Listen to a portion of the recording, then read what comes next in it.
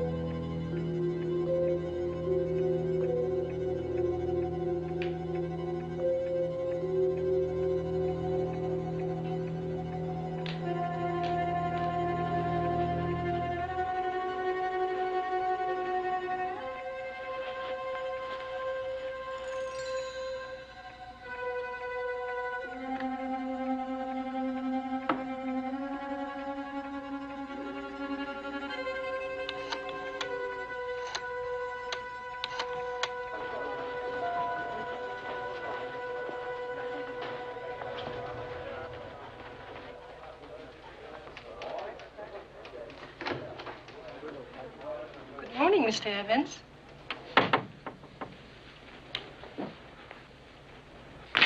Monday morning is never good. Anything important? David Norliss on 3. Ah. Hello, David. Been a while. How's the book coming? Sanford, I've got to talk to you. Yeah, I know. You want to tell me that it's only half written. We're going to have to delay our... Half written, hell, I don't have a word on paper. It's been almost a year. I know how long it's been, Sanford. But I can't write it. I'm afraid to write it. You're not making sense. We gave you a sizable advance to write a book debunking the supernatural, which was your idea, not ours. And now you tell me, a year later, you haven't even started it. I'm into the book. Deep into it. But, it's on tapes. A series of tapes. When you hear them, you'll understand. What will I understand? How far I've gone. How dangerous this whole thing is. Sanford, I have to talk to you. David, you sound very strange. You all right? David, are you all right? Yeah. Okay. Okay, well, what about the carnelian room for lunch tomorrow? It's no good. I have to see you now. Monday, Dave. You know what Monday's, all right? Why not tomorrow? Tomorrow might be too late.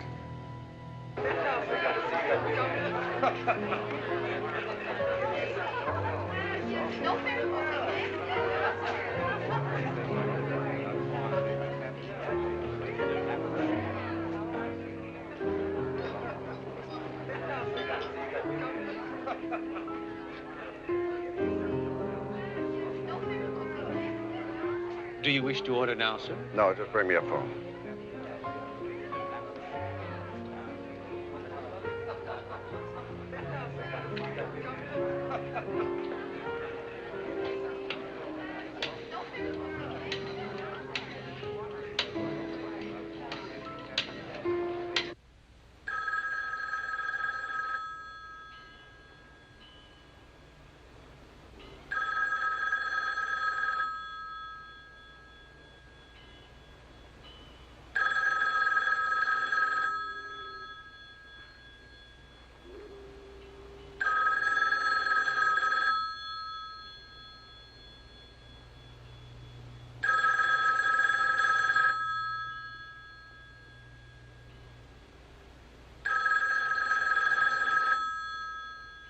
That was a week ago. He never showed for lunch, never phoned to explain why, and I haven't been able to contact him since. Sanford, you should be used to eccentric writers by now, and in my opinion, David Norliss is just a bit more eccentric than most. Well, I'll never get over this view. There is something wrong. I wish you'd check this thing out, find out where he is. Sanford, I'm his lawyer, not his nursemaid. Please. All right, I'll look into it. I still say you're making too much of a broken lunch date.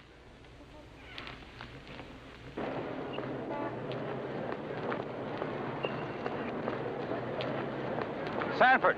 Sanford! Oh, good. I was hoping I'd see you. Yeah, glad I ran into you. Have you got time to catch the cable with me? Where are you going? I'm going up to the club. All right, fine. We'll have a drink. Good, yeah. Been terribly worried. I tried to phone you earlier. Well, I was in a publisher's meeting. Tied up the whole bloody afternoon. Sanford, I'm sorry. I didn't take you very seriously in the meeting the other day. Well, I just thought you were making much too much of it. I hope you have something. What'd you find out? Nobody knows where David is. Nobody's seen him. He's just gone. Are you sure? We checked every possible source. Everything conceivable. It seems incredible.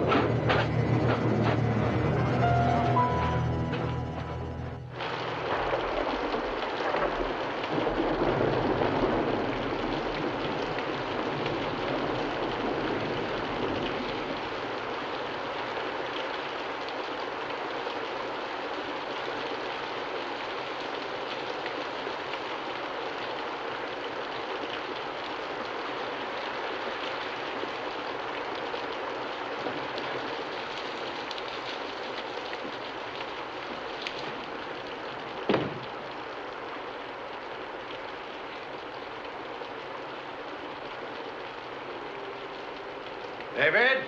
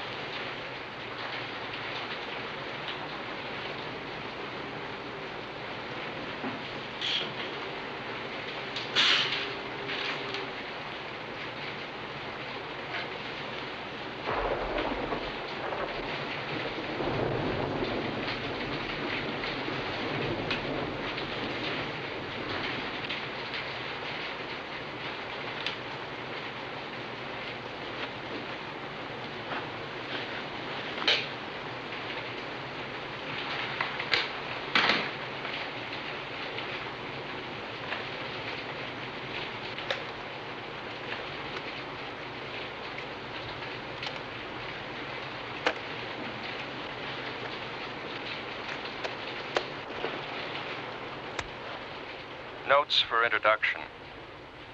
Today is Thursday, September 25th. And I might as well get started with this thing. Get the book rolling with what I've got so far.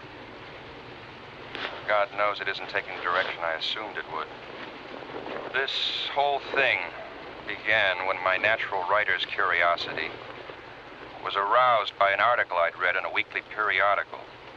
The article was concerned with the commercial aspects of spiritualism and the occult. My original idea was to expose the phonies who were bilking millions of dollars each year out of their gullible victims. To go after the fake mediums, phony astrologers, the self-proclaimed seers, and trick mystics. I was successful at this for some time. The floating face, which was a dummy's head on a wire, the ghost of a woman's son, who turned out to be the medium's own kid in a weird getup. The fortune teller whose life images in a crystal ball were supplied by a hidden film projector. But then I got into this business with Ellen Cort. I'd better try to get this down exactly the way it happened. Ellen Stearns Cort was recently widowed. Her late husband, James Raymond Cort, was a successful sculptor from a well-to-do family. He worked from a studio on the grounds of his estate in Carmel. When he married, he brought Ellen there to live. The night before she came to see me, she had undergone a very bizarre and frightening experience. Shortly after midnight, she was awakened from a sound sleep by the barking of her dog, Raleigh.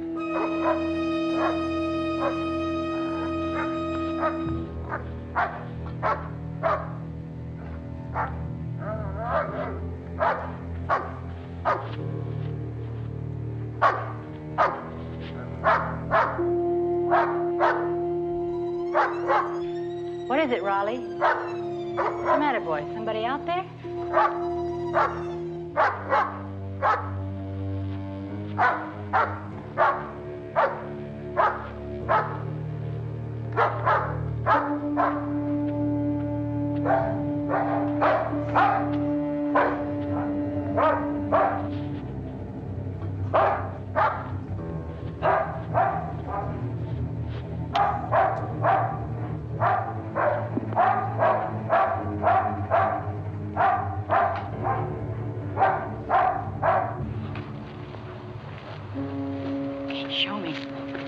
Show me what you want.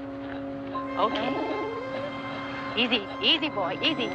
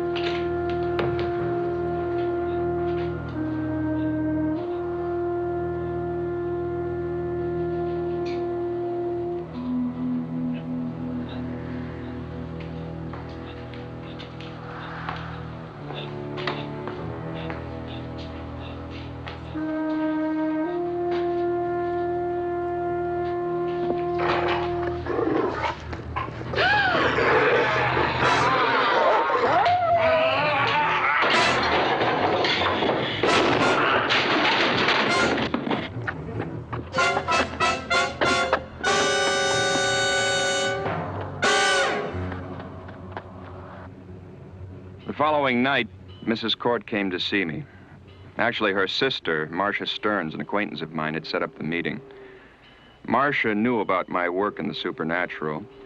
When Ellen called her about the incident, Marcia had Ellen contact me. And the police found only the body of my dog, Raleigh. His neck snapped, ribs broken. They analyzed the bloodstains on the floor, and they were his. All his. Are you sure you hit the man when you fired the shotgun? I'm telling you, I hit him. Well, think about it. You were upset. You saw your dog killed. You could have missed. I've handled guns before. He was right in front of me in my direct line of fire. The charges hit him, smashed him backward, and that's when I ran. But when the police arrived, there wasn't a trace of him. No, he was gone. And when I told them who it was, they wouldn't believe me. Now that's why I've come to you. Well, Mrs. Cort, why wouldn't the police believe you? Because the man I shot was already dead. It was Jim. My dead husband, James Cort.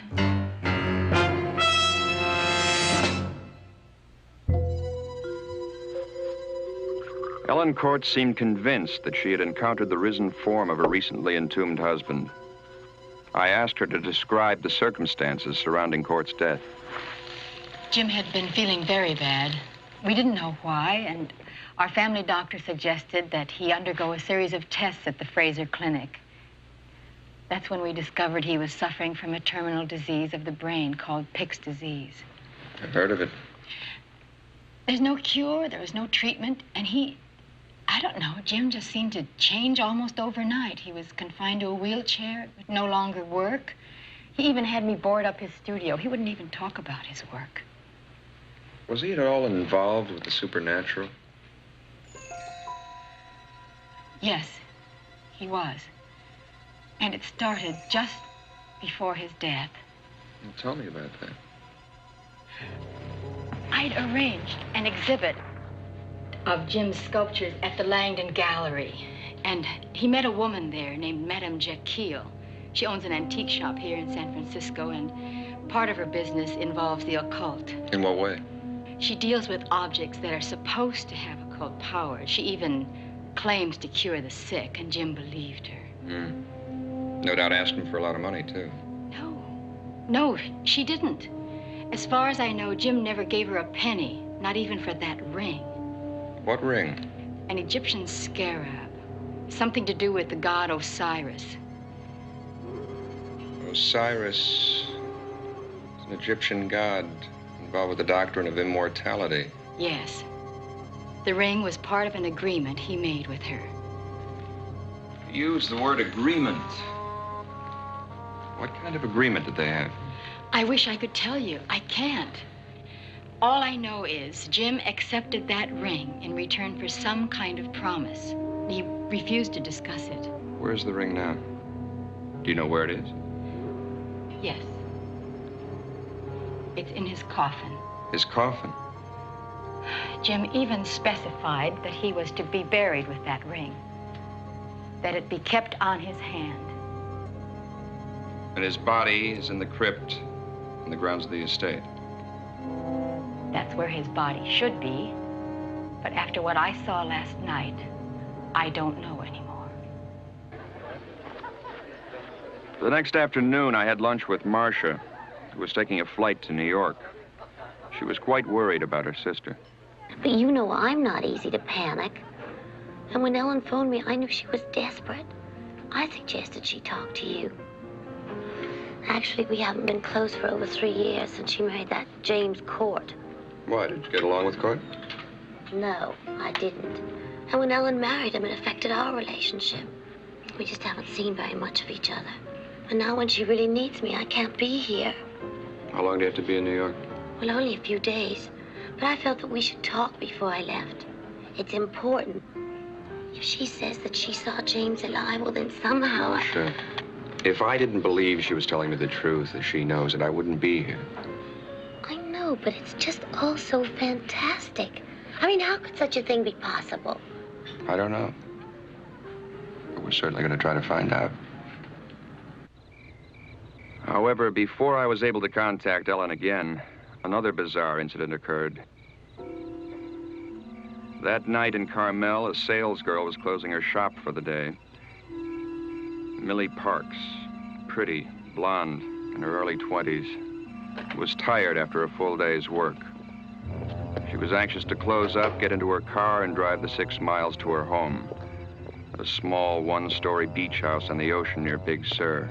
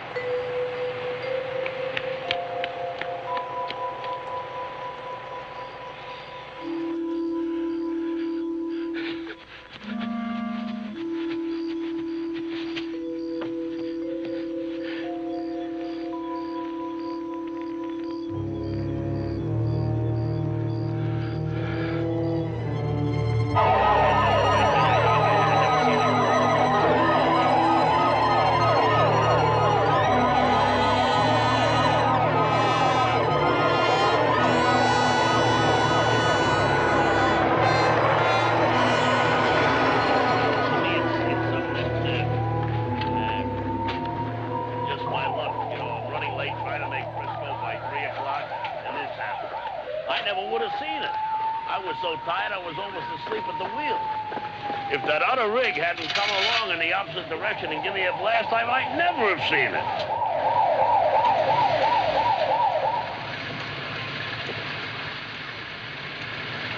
It's unbelievable. Sheriff, huh? I suppose you want to talk to me about it. No? All right.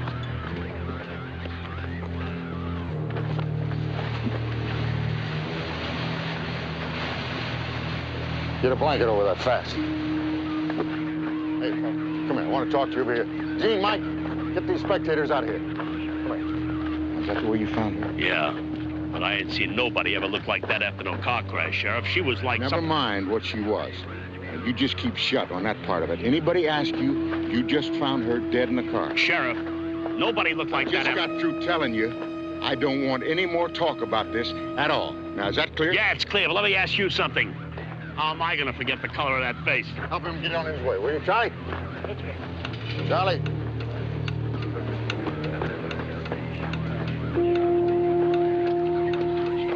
I'm putting a lid on this one. Nobody talks to anybody about the condition of the deceased. Give me the mic.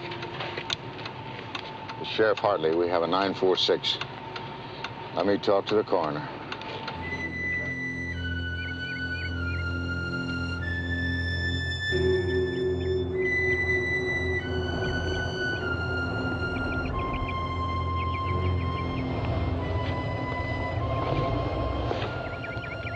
You know where I am if you need me.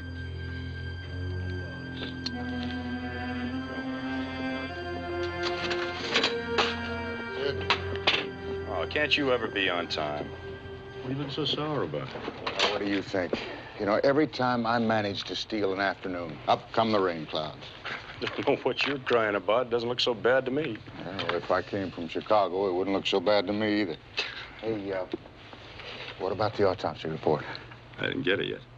Oh, might be ready now. Why don't I call the office and find out? What is It's going to take a couple of minutes. Why don't you go get changed? Oh. You want playing those. Oh, you're funny. I'll meet you in the first tee.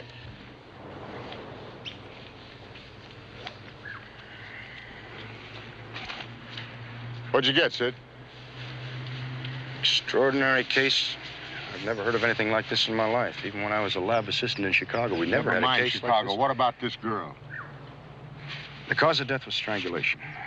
But from the depth of the indentation marks in her neck, it seems that the murderer must have possessed exceptional strength. Okay, now, I know she was strangled. What I want to find out is what else was done to her. All right, that's the extraordinary part. The sallow skin cast and the collapsed sac-like appearance of the body was a direct result of a total evacuation of all the main arteries. Oh, Sid, I... No, all right, I'll make it simple for you. The girl's body was totally drained of blood. Was... Look, I don't want the media to get a hold of this. That's all I need, a bunch of newspaper men crawling up my back. Now, I can see the headlines now. Vampire killer loose in Monterey. Tom, what can you do for me? I'll do the best I can, but I can't guarantee anything. You know that I have to file a report. I cannot falsify the report. Now, you know damn well I don't want you to do anything like that. All I want kept under wraps is the condition of the corpse, not the fact that she was murdered. Look, I gotta have time to work this thing out. Okay, I understand. I'll try and keep it under wraps for you. Okay. That's one favor I owe you.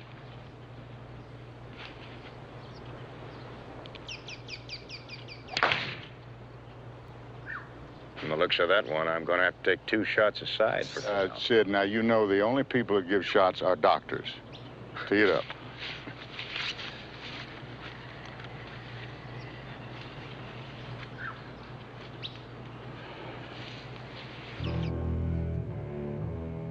The morning I drove down from San Francisco, the weather was foul.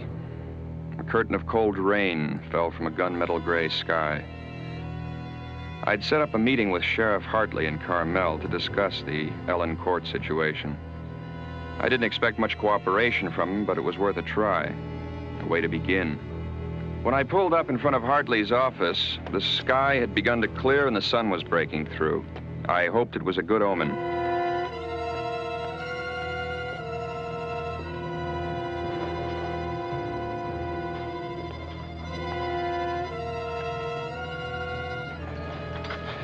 Mr. Norliss, at the risk of seeming inhospitable, I just don't understand why any of this would interest a man who spends his time, well, chasing ghosts. I'm sure you find this all very amusing, Sheriff. Mrs. Cort swears her husband is alive. She asked me to help her. I agreed to. What do you want from me? Any information that ties in with the man she shot in her husband's studio. Shot at. It's plain she missed him. Nobody can take a shotgun charge and keep walking. Look, she saw an intruder, she went panic. He could have been anybody, some bum looking to spend the night indoors. It gets cold out here in these woods at night. Now, I'll bet you that right now your ghost has hopped a freight and is halfway to Chicago. As for information, I don't have any to give. What about that girl who was murdered in her car the other night? What's her name? Millie Parks? Well, what about her? Well, I stopped in town before I came here and heard a few people talking about it. Well, it's like they say. Read all about it in your daily newspaper. I have. Somebody hid in the car, strangled her, the car hit a tree. Now, that's all there is to it. Mm-hmm. Are you sure that's all there is to it? Mr. Norliss, now, are you saying there's some connection between that dead girl and Mrs. Cort's ghost? I'm not saying anything. I'm just asking questions. That's what I get paid for. And I'll handle it if it's all right with you, Mr. Norliss. Sure, Sheriff. It's all right with me. Just seems that there are a lot of nervous people in town. I think they saw a lot more than they're willing to talk about. Like I said, that's police business. Okay. Thanks for the information.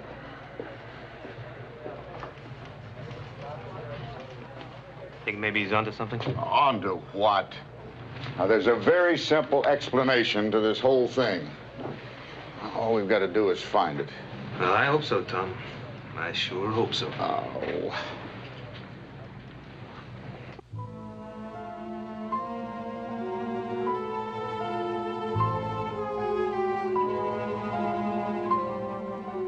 As I headed for the Cort estate along the 17-mile drive, Acres of lush cypress and tall pine loomed over me. The ocean below bellowed and roared, smashing into the coastline, spilling white foam along the sand. There's no doubt this rugged peninsula country could give the French Riviera tough competition. But on this afternoon, my mind really wasn't on the scenery. I kept thinking about the girl who had been murdered the night before, trying to tie what I knew about her into the story Ellen had told me. I had a gut hunch the two were connected. How, I didn't know. But I was going to have to try and find out.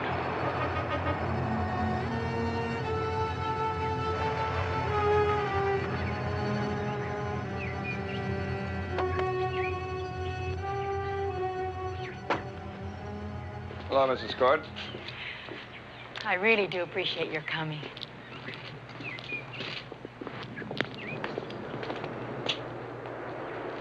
It's really a beautiful place. Was, but it isn't anymore. Not for me. I let the servants go after Jim's death, and now I'm trying to sell the estate. Would you like some coffee? Sure. So you mean to tell me you're out here all alone? I had Mrs. Harrison with me until today. She'd been with the family for years, so I kept her on to look after the place, but that girl's murder frightened her. She turned in her notice this morning. Said she wouldn't stay this far out of town after dark. Well, she makes sense. I think it'd be a good idea if you went back to the town with me tonight and stayed at the inn. Yeah, I guess maybe you're right. I didn't sleep a wink last night. Every time the house creaked, my skin crawled. Kept imagining I heard noises from the woods. Think we could take a look at your husband's studio? Sure, I'll get the keys.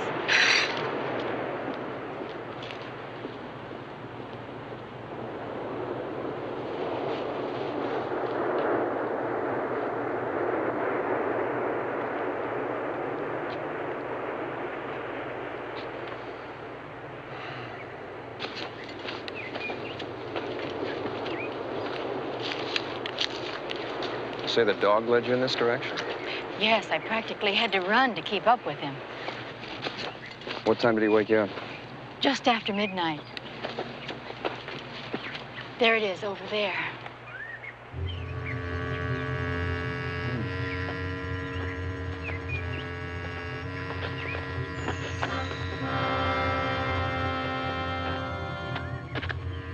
Jim loved this place. Used to be a barn before he converted it into a studio. What the people in town tell me, your husband was something of a recluse. Oh, I suppose that's true, but he liked being alone. After we were married, I had a studio set up in the main house, but he never used it. He'd always come out here to work. Called it his personal hideaway.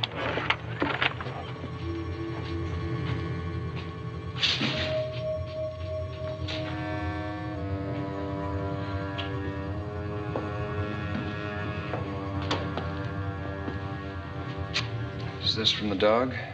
Yes, all of it. He killed Raleigh as easily as you'd smash a fly, and he was a German shepherd, a very powerful animal. Now, you say you had to unlock the door to get in. That's right.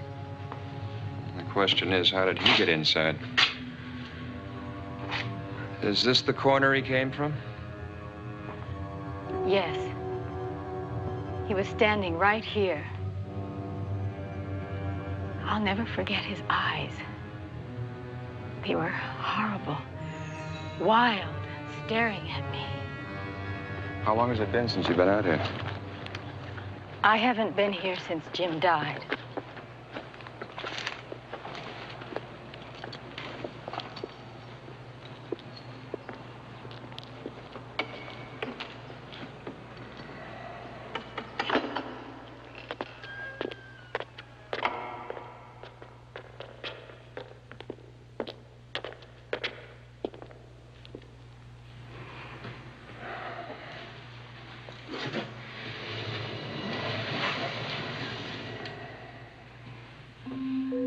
Now you don't believe me, do you?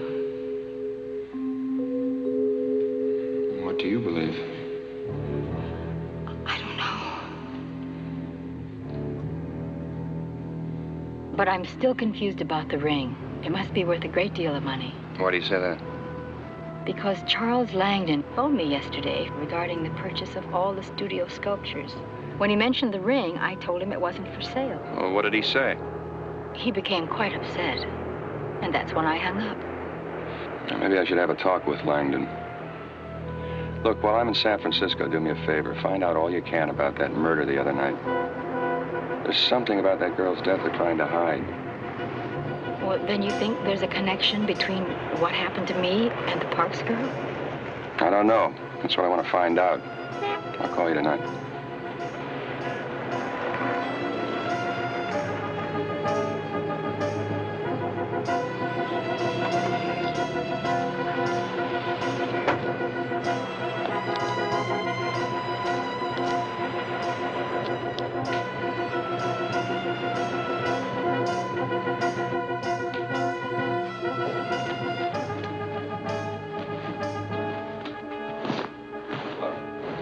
May I be of some assistance? Yes, you might. You tell Mr. Langdon that David Norliss is here to see him. If you'll be so kind as to follow me.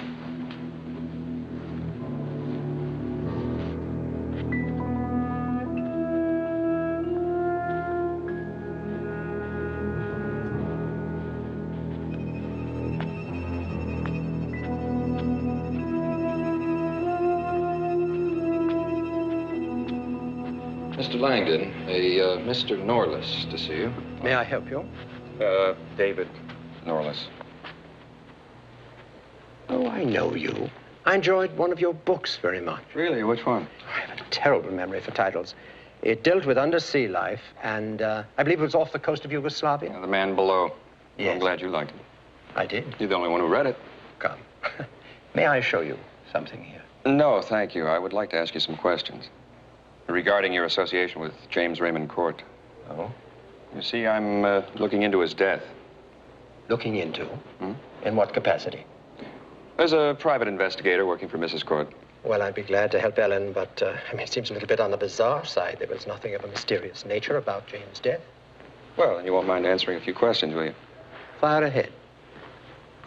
How well did you know him? Well, we were closely associated. You see, our gallery is the main outlet for James' work here in San Francisco for the past several years. I've placed a great number of his works with collectors, and I've arranged for a few special commissions, things of that sort. Mm-hmm. Well, how much do you know about the occult, Mr. Langdon? Very little, actually. Doesn't interest me at all. That's interesting, because Mrs. Cort was saying... Could we talk upstairs? Sure. Please.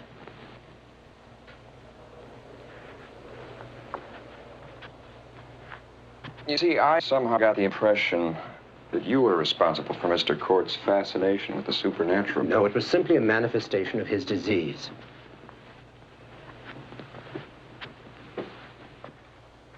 You do know Madame Jekyll, don't you? In a business sense. I frequently send people to her shop. She has excellent taste. Picks up some really splendid items from time to time. See, I was told that he met her here in your gallery. Yes. We had James' last exhibition. I introduced him, as a matter of fact, and frankly, I wish I hadn't. His obsession with the supernatural began with Madame Jekyll. What about that ring he got from her? You know anything about that? Apparently, it's from Egypt. It's very ancient. Known to collectors of antique jewelry as the Osiris scarab. Valuable. Well, its true value is difficult to determine. The beetle, as you know, is a symbol of immortality. And there are rumors that the Osiris scarab is a life ring, capable of granting restorative powers to its wearer.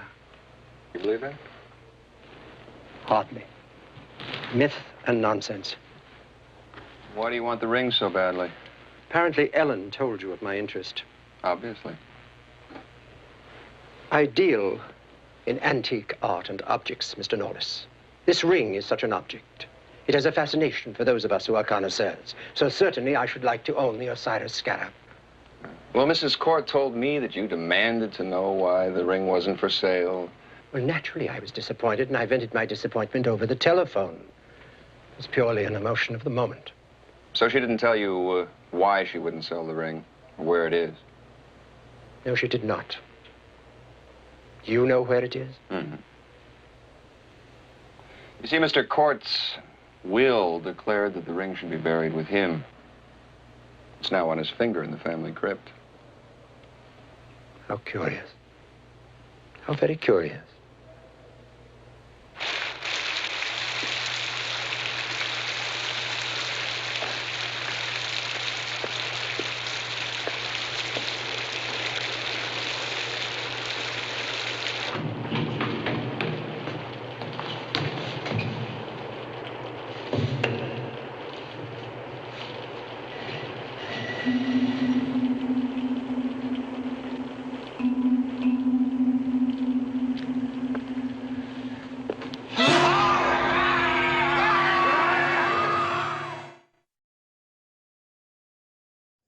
Welcome back. Well, here we have the beginnings of our film, and playing Norliss is Roy Thinnes. Yeah, and you know, when I think of Roy Thinnes, the first thing I think about is, he was in a science fiction television show from the late 60s called The Invaders. Yes. About aliens taking over Earth. It was a good show. It was a good show, and I really liked him in that. He was also in The Hindenburg, Airport 1975, and Journey to the Far Side of the Sun as well. Yes. Yeah. You have Don Porter playing his lawyer. Yeah, he was in The Candidate with Robert Redford. Yes. And he was also in The Legend of Lizzie Borden, which we showed not that long ago. Yes, so if you haven't watched that one, check it out. Mm-hmm. And of course, you have the great Angie Dickinson. You know, she was in Policewoman, Dressed to Kill, Rio Bravo, and she was in the original Ocean's 11 with Frank Sinatra. And she was married to Burt Bacharach for a time. She was, from like 1965 to 1981. Yeah. Now, there had always been rumors following Angie Dickinson about her having an affair with Frank Sinatra, as well as John F. Kennedy. Yeah, that's right. Now, she gets a pass for that. I'm saying she gets a pass. Yeah. Because if you think about the people that you have dated in your life, or run around with. Right, exactly. You know, were they JFK? Were they Frank Sinatra? No. They worked in the supermarket. Right. They pumped some gas. Right, exactly. Yeah, sold so shoes. She gets a pass. She gets a pass. Yeah, definitely. Playing the police chief is Claude Akins, who was also in The Night Stalker. He was in Battle for the Planet of the Apes. Yes. He was in The Twilight Zone, BJ and the Bear. BJ and the Bear, man. He did a lot of TV too as well. Yes, yes. He had a very unique voice. Yes, he did. And he's always rather gruff. He is. Yeah, when you see him, you go, I've seen him in something, Yes. because you probably have. Yes. Yeah. Now, the car that Norliss is driving is a 1973 Corvette convertible. So, investigating must have been good. He was making some money. He was making some loot. Yeah, I like that car. Yeah, oh yeah. I mean, he had a brand new car. And not only was it a Corvette, but a Corvette convertible. Yeah. And his pad was pretty laid out too. Yeah, nice pad. He had a nice radio that was also a tape recorder as well. He had cassettes in 1973. Right. Yeah. You know, you either had records or 8 tracks. Yeah, exactly. So he was making some money.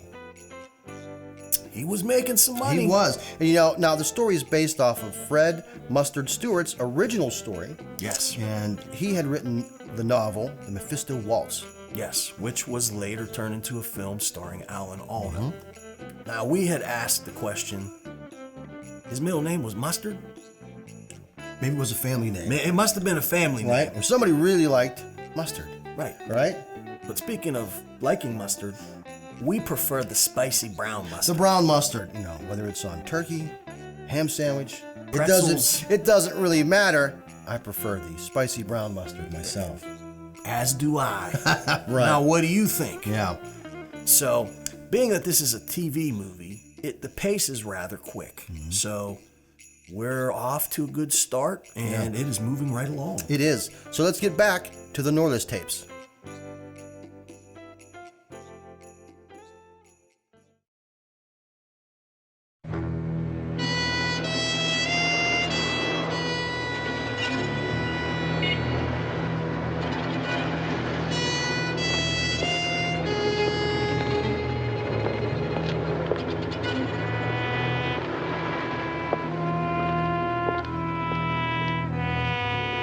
I had a private agreement with Mr. Cort. Now, it's no business of yours or anybody else's. I keep private business private. Madam Jekyll, Mrs. Cort thinks her husband is alive. As a matter of fact, she thinks she saw him. In the studio? Well, now, isn't that interesting? How did you know where she saw him? Jim always loved being in the studio. And his presence might linger there. Oh, come on, this was no presence. This was a real man, real enough to kill a dog and take a double shotgun blast in the chest. Why are you telling me this? Look, this has nothing to do with me. Well, I think it has a lot to do with you. And the ring you gave to Cort. All part of a puzzle. And I thought you'd help me put the pieces together. There's nothing I can say. What about the studio? I think you know something about the studio, and it's linked with the ring. Look, I'm gonna tell you something. You stay away from that place. Stay away from the whole Cort estate. Why? It's the house of Sargoth.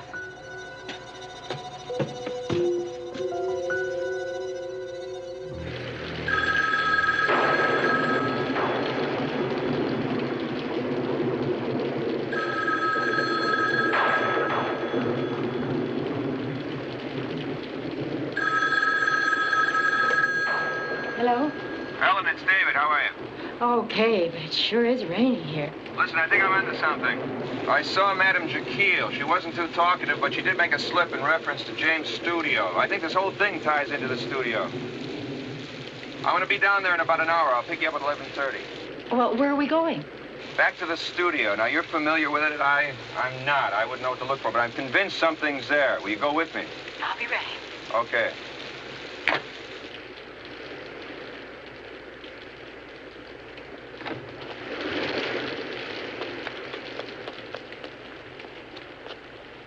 It's almost midnight. I was worried. I thought something might have happened to you. Storm slowed me down. I ran into a lot of heavy traffic. What do you expect to find at the studio? I don't know. I'm not sure. Did you find anything out about the Parks girl? You know, only that there seemed to be something strange about the body. Like what? Like she had no blood.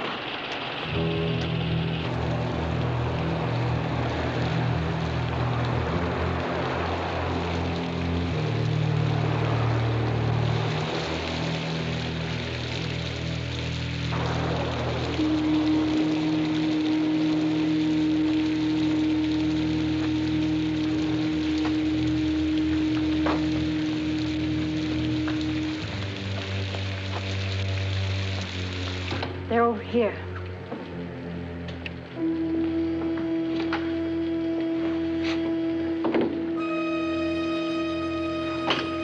I hate to put you through this. I'd rather have done it alone. No, I'm glad I can help. Anyway, I was going stir-crazy waiting back at the inn.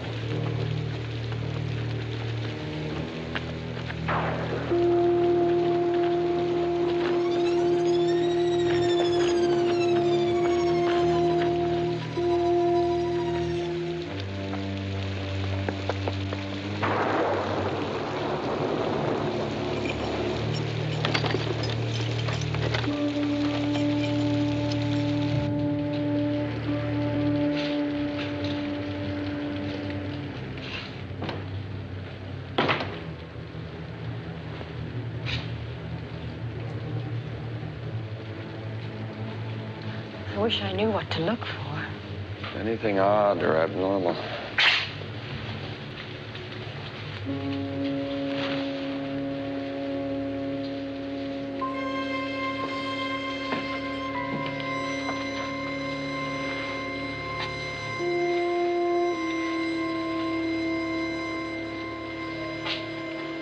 What's this? I don't know. I've never seen it before. I wasn't here the other day. I know. You sure he didn't start this just before he died? No. This isn't his. It's not like his work. Look at the face.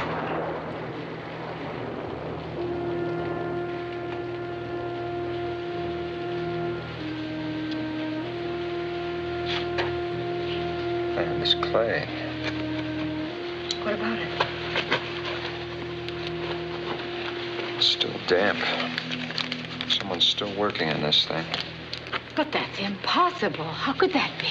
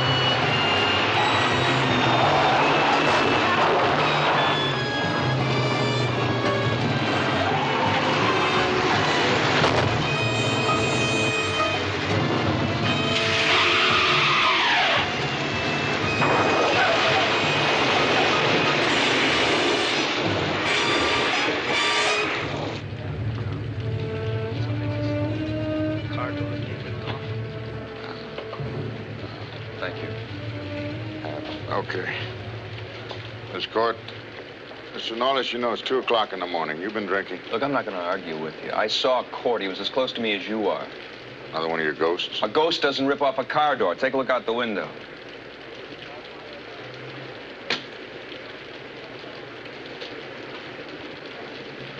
He did that? He did that. Mrs. Cort, are you all right?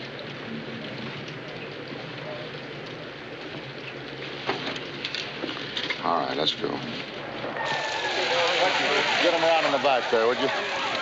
All right, listen, check this over here. We're still trying to find a body. He says he hit one and we can't find it.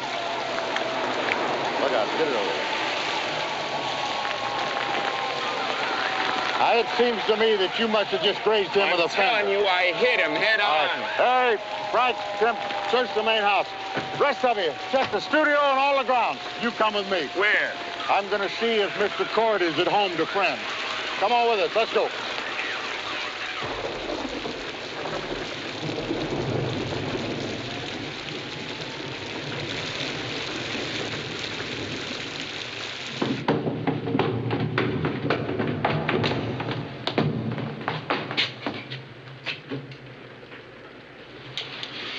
Someone's taken the body.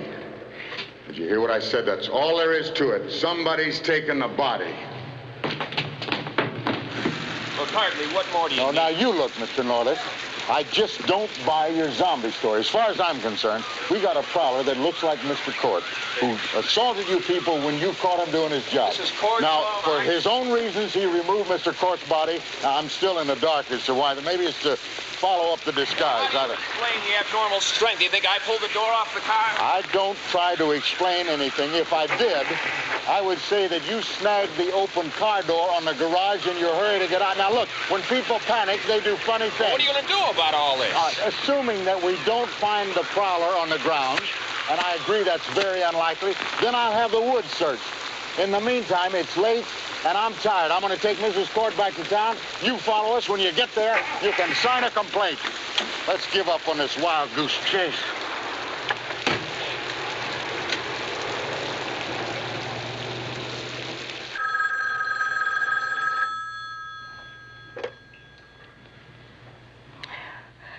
Who is this? It's David. You all right? Oh, I suppose so. They gave me a sedative. What time is it? It's afternoon. 2 o'clock. Where are you? I'm at home. I'm trying to reach Charles Langdon. Has he called you? No. No one's called. And that sheriff still won't believe me. Thinks we're both crazy. Did you show him the sculpture we found? No. I don't don't want anyone touching that thing until I can determine what it is, what it means. I'm having the clay analyzed right now. Sheriff Hartley wants me to make a full statement at his office this afternoon. What should I tell him? Tell him the truth. Just leave out the sculpture. David, I'm still very frightened. He's out there, alive, and you and I know he's out there. Why won't the sheriff believe us? I mean, what's it going to take to make him believe us?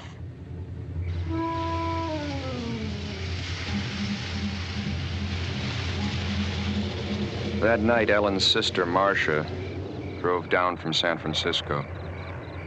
She had returned from her trip to New York earlier than expected. And unfortunately, when she tried to reach me, I was out. It was after midnight when she pulled into the deserted Court estate. And when she found no one there, she was already too tired to make the half-hour drive to Carmel. And since another storm was building, Marcia decided to seek closer lodgings. By the time she'd arrived at the Orange Grove Motel, a small off-the-road scattering of faded cabins, the storm had broken, and the rain had begun to fall.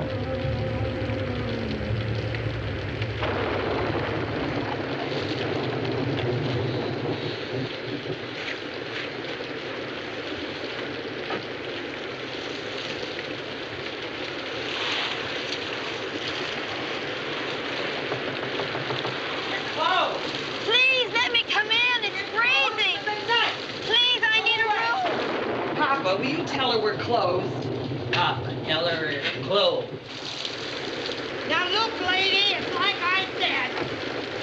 Oh, please, could I come in? It's so wet out here. I'm freezing to death. Oh, come on in. Thank you. Oh. It's awfully late, but I could give you cabin number 9. It's our best one. New springs and mattress in there.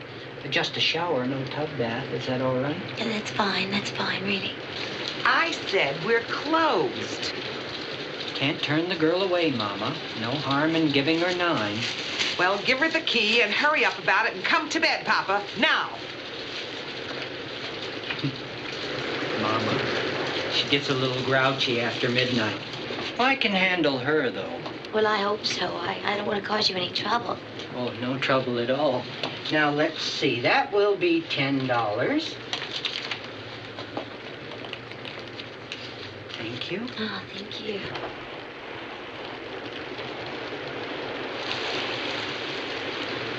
Can I help you with your things? No, thank you. I can manage. Pleasant dreams.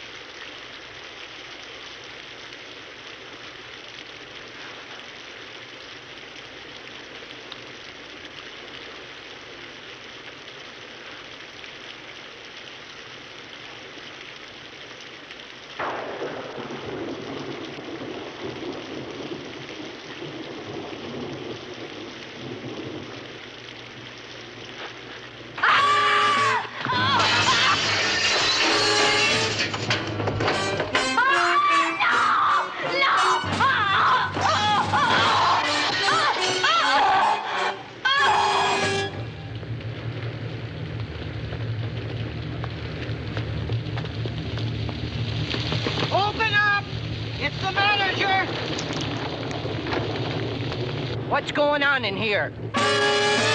No, I didn't get a good look at him. He just came wailing out, and he knocked me sideways, and he carried her off into the woods then. I knew when she said Simmons, he was no good. All right, now tell me what you did see. Was he tall? Was he short? Was he thin? Was he fat? What do you remember? Tall and all wild in the eyes, and he wore dark clothes. All right, now listen to me, Mr. Dobkins, Mrs. Dobkins, and listen very good. I'm going to take you downtown so that you can see some mugshots. Now, in the meantime, if word of what happened here gets around, this whole town's going to go into a panic. I don't want the newspapers to find out about it until I have a chance to find the girl.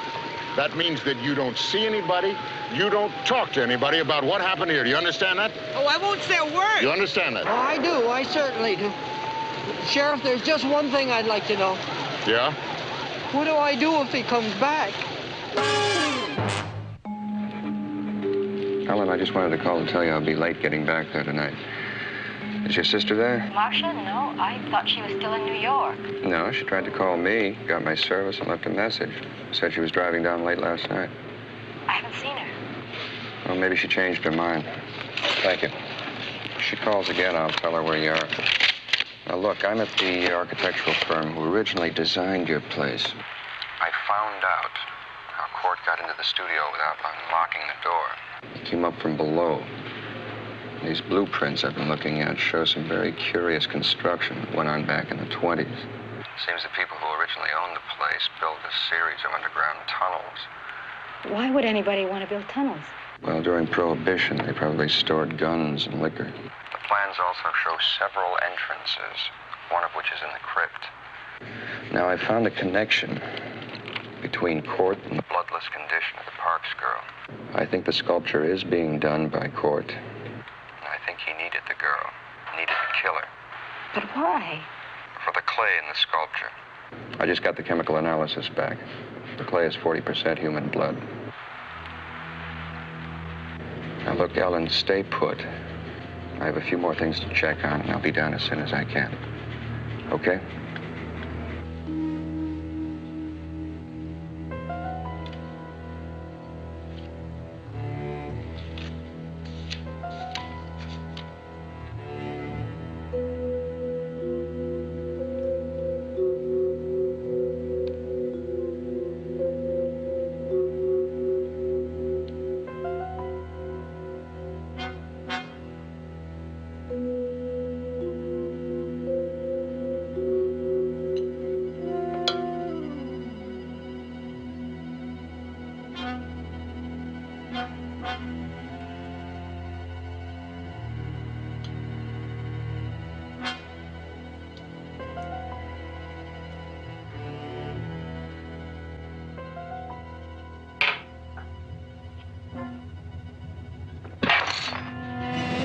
I've got to talk to you.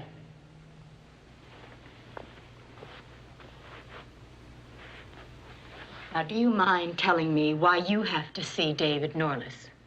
I've got to break free. I've got to strike back at them.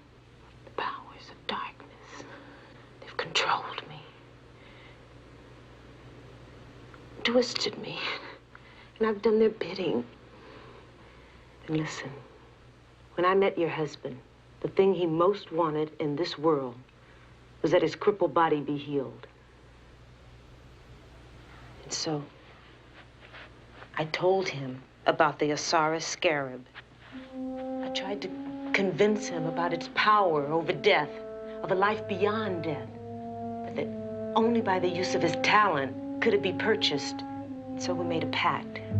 After death, the ring would allow him the power to rise from his coffin to work on a figure of Sargoth. Once the sculpture's finished, it'll have a physical form in which to enter our world. And in return for bestowing life to Sargoth, Jim Cort will be granted immortality. But we can stop him. That's why I came here. His powers take effect after sundown. If we can reach him by sunset, we can remove the ring from his finger.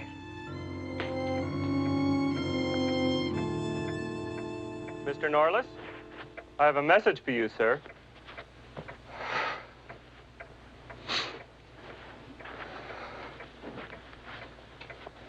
Thank you.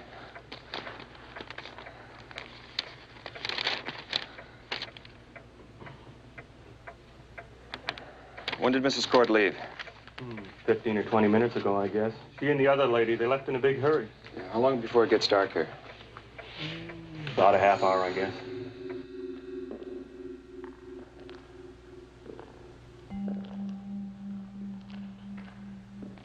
The entrance has got to be here someplace.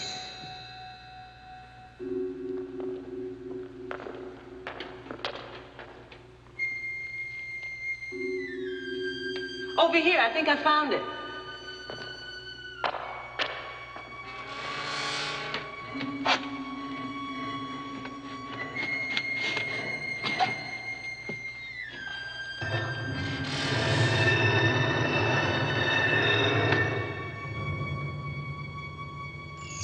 I'll go first. Maybe we should wait. We don't have time. We can't wait.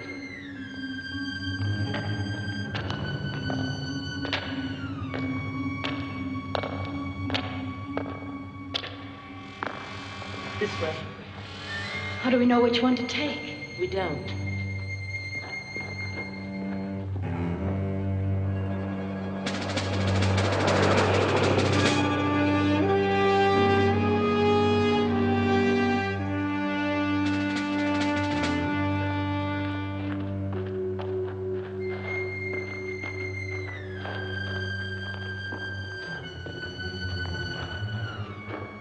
You take that tunnel and I'll take this one. What if I find his body? Then you remove the ring. Well, let's go.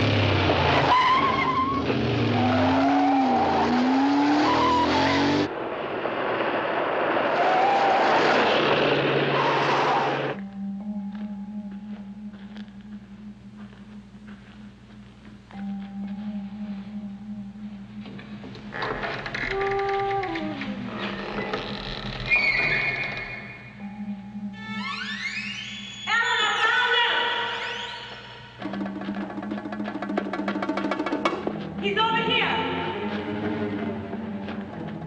I can't get it off.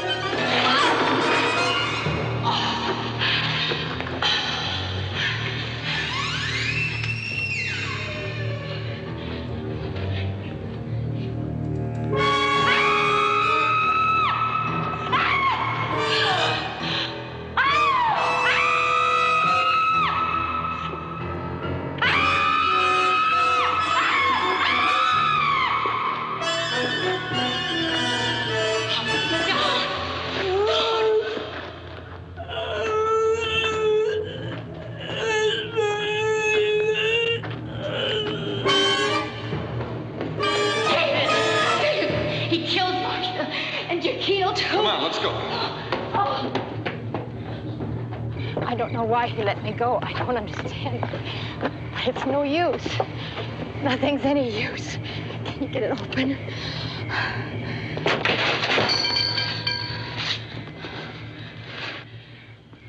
It's been moved. It's almost finished. Everything but the eyes. We can't let him come to life. Gotta let him finish. Let me. It's the only thing that can stop it. What are you doing? Making a blood circle. According to medieval alchemy, you can enter a blood circle, but if it's on fire, you can't get out. What's that? Hurry.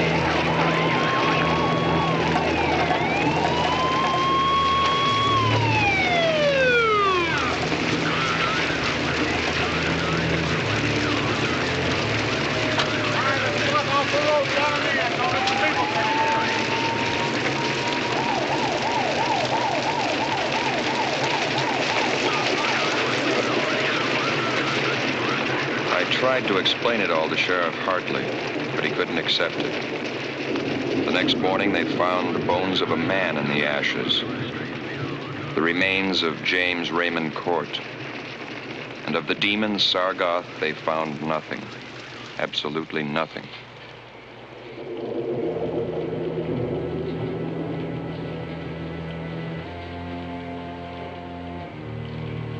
Sargoth. Strange name.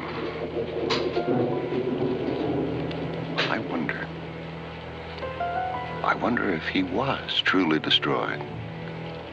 Or could he be the key to David's disappearance.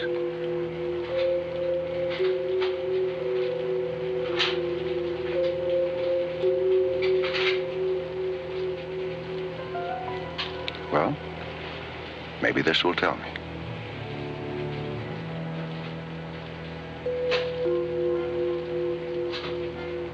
Chapter 2, December 4th. It was a rainy afternoon when I received the letter.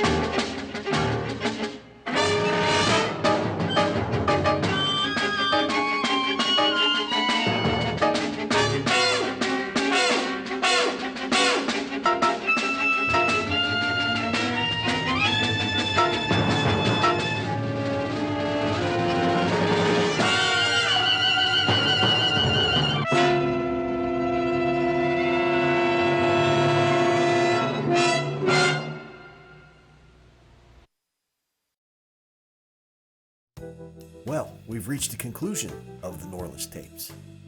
And you may be asking, as we did when we saw this for the first time, what happened to Norliss? And this was created as a TV movie in hopes that it would turn into a TV series, but it did not. That's right. At the end there, as his lawyer finishes listening to the first tape, I guess we all assume that Norliss is missing because of these events in this story, right? Yes. So he puts in a second tape, which we don't hear all of it, just the beginning of it. Right. Another story. Yes. Right after this one. Yes. Right. Now, later on in the early 2000s, they had asked William Nolan, what were the plans for Norliss? Did you guys have stories written? He said, no. We ended it kind of on a cliffhanger. The only idea that they had was for Norliss to travel back in time to meet himself as a child. That's kind of crazy. That is crazy. I mean, really, it is kind of crazy. Now, you got to think that they turned Kolchak into a TV series, but Dan Curtis and William Nolan weren't involved in it. Right. So, which for a while was pretty lucrative. So I'm sure they assumed, maybe we can do that with this as well. I mean, yes, make the bucks where you can make them while it's hot. And maintain creative control. Yeah, exactly. But, we were like, what? That's how it ends? Yeah. You're kind of left hanging. Kind of left disappointed by that a little bit. Right. Yes. Yeah, you want more clarity on that. Yes, absolutely. Now, speaking of clarity, we're not the guys to be private investigators because, sure, there's a lot of interesting, cool stuff to find out, but once she told Norliss that she emptied both barrels of that shotgun, I'd be starting to wonder about my choices. Exactly. I'm really going to see this through. Right. Is this the case I should see through? Right. I'd be like, I got a nice pad. I got this new car. Right. I'm making money. I'm looking good. I'm doing well. I'm dressing nice. Exactly. Right? No. And the gun he grabs is that hand cannon. Oh, my goodness. Right? But I would have grabbed the same one. Would it make you feel better? It would have. A little bit. Just a little bit. A little bit. I believe in the equalizer. Yeah, exactly. Yeah, I'm with you. Just give me a couple minutes to run away. Right. You know what I mean? Right. But it probably flew out of my hand. Yeah. I mean, the size of that gun. Oh, my goodness. Yeah. Now, playing Madame Jekyll is Vanetta McGee, and she was in Blackula. She was also in the Agar Sanction with Clint Eastwood. Yes. And the more that she fills in the details about James Cort making a deal with Sargoth, the ancient Egyptian god, yeah, man. Well, you gotta take that ring off his finger. Well, you know, what I started to think about was, I mean, you know, James Cort, you know, he had a, you know, crippling disease, which we don't know what it is. We don't know what it was. Right? Yeah, I mean, so, you know, he reaches out to the occult, which is what you do. Yes, right? I guess. Right? Yes. So, but he's seeking eternal life, is what it is. This guy's always mad, right? I'm mad enough. In regular life, you're yelling and screaming, right? I mean, he's ripping car doors off, right? I mean, he's always yelling.